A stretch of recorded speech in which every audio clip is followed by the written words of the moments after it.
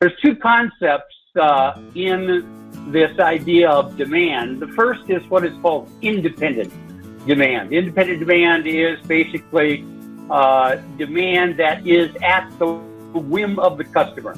It's independent of other sources. This is what needs to be forecast. Demand must be forecast, and we'll talk a little bit about safety stock to cover demand fluctuations. The other is dependent demand. Dependent demand is demand that is calculated primarily from the source of demand for something else. In ERP's mode, it's the parent item. So there are specific techniques for each type of demand. We use specific techniques for independent demand. We use specific techniques for dependent demand. And there are many parts which have both types of demand. So, forecasting. What do we do with forecasting? Forecasting drives MRP. Through the master production schedule, and regrettably we don't have time to talk about master production scheduling as much as I'd like to, but it's the estimate of future demand. Typically a mathematical calculation based on historical demand, the use of subjective estimates for informal processes, that's the independent demand. And as I said, some parts actually have a combination of two. It's the objective projection of demand modified by subjective knowledge. As I said, the only major causes of forecasts are the people who make forecasts and the people who use them. So you've got to understand forecasts and know what you're doing. The forecasting methods are, number one, qualitative.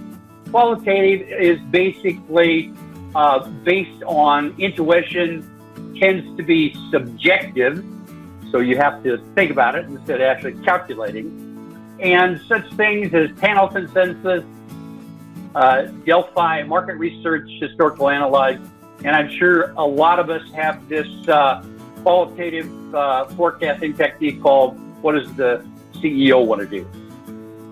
The other type of forecasting is quantitative, and this is based on historical usage, historical calculations of data.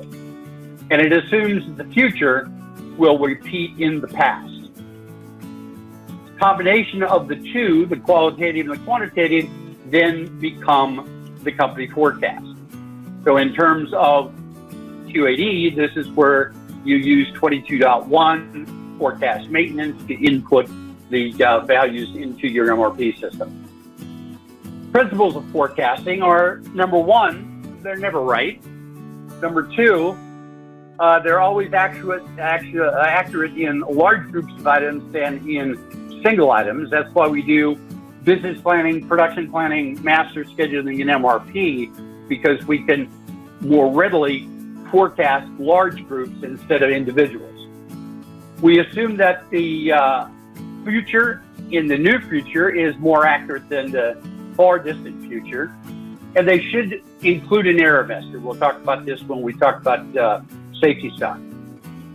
Methods should be used before being adopted. You can't just start using a forecasting method and then change your mind and figure that it's going to work. You got to test what those are.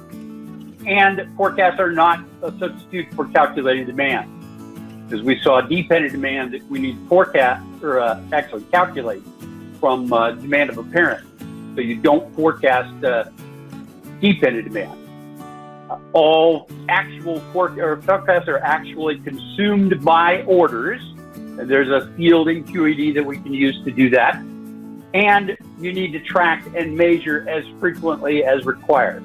And this as required typically gets ignored. It should be at least monthly. I see a lot of organizations only tracking and measuring forecasts on either a quarterly, sometimes a semi-annually, and God forbid an annual representation. The goal for forecasting is not to make forecasts right, it's to make forecasts less wrong, more accurate.